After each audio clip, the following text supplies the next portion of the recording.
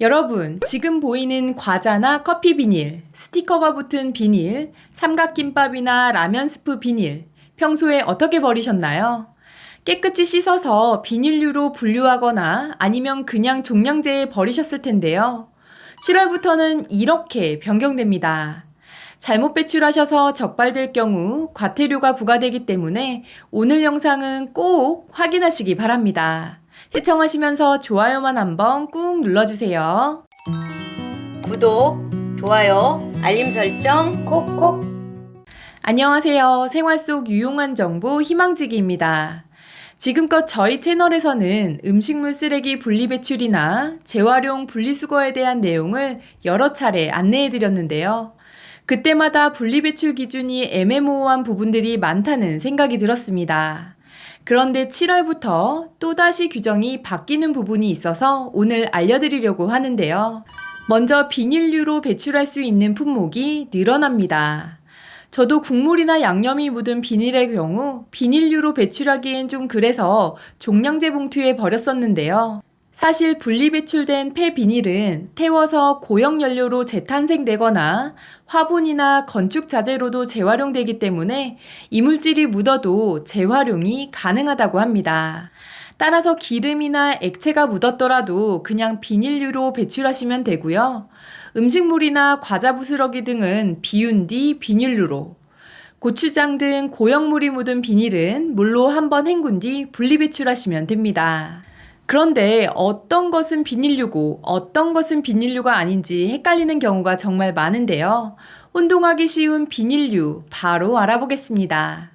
일반 쓰레기를 보관하던 비닐, 과자나 커피 포장 비닐, 음식 재료 포장 비닐, 유색 비닐봉투, 스티커가 붙은 비닐, 삼각김밥 포장지, 약봉지, 라면 건더기 봉지 같은 작은 비닐, 비닐 장갑, 페트병의 라벨, 뽁뽁이, 보온 보냉팩, 양파망, 노끈은 모두 비닐류로 분리배출 가능하기 때문에 따로 모아 비닐로 배출하시면 되는데요.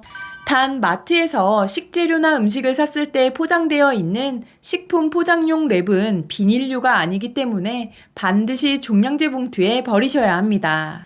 한편 서울시는 폐비닐 재활용 확대를 위해 7월부터 음식점, 마트 및 편의점 등 비닐 발생량이 많은 상업시설을 대상으로 폐비닐을 분리배출해 자원화하는 폐비닐 분리배출 활성화 사업을 추진하는데요.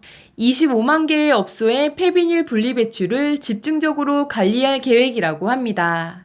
폐비닐을 다량으로 배출하는 업소들이 밀집한 역세권, 번화가 및 시장 등을 중점관리구역으로 설정하고 자치구, 주민센터 공무원 등으로 편성된 점검반이 매월 2회 이상 현장 점검을 하는 등 폐비닐 분리배출을 강화할 예정이라고 하니 참고하셔서 적발되는 일 없으시기 바랍니다.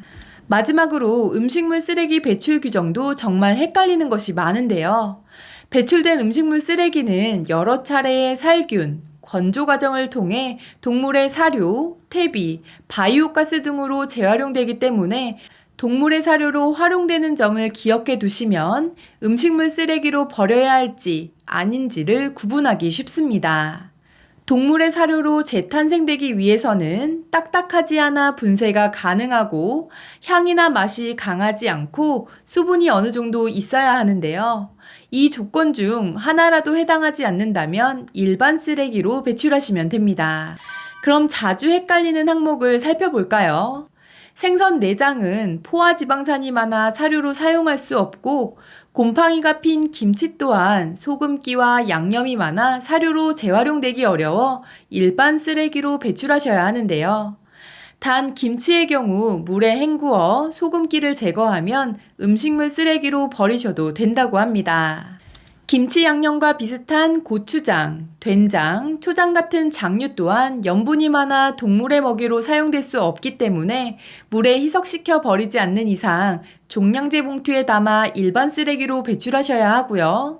쪽파, 대파, 미나리 등의 뿌리, 양파, 마늘, 생강 껍질, 고추대, 옥수수대 등의 채소류는 음식물이긴 하지만 영양분이 거의 없어 동물이 먹기에 부적합하기 때문에 모두 일반 쓰레기로 버리셔야 합니다.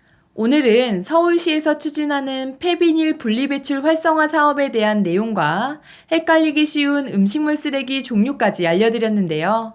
각 가정에서도 오늘 말씀드린 내용 참고하셔서 단속에 적발되는 일 없으셨으면 좋겠습니다. 이번 영상이 조금이라도 도움이 되셨다면 구독, 좋아요, 알림 설정 눌러주세요. 감사합니다.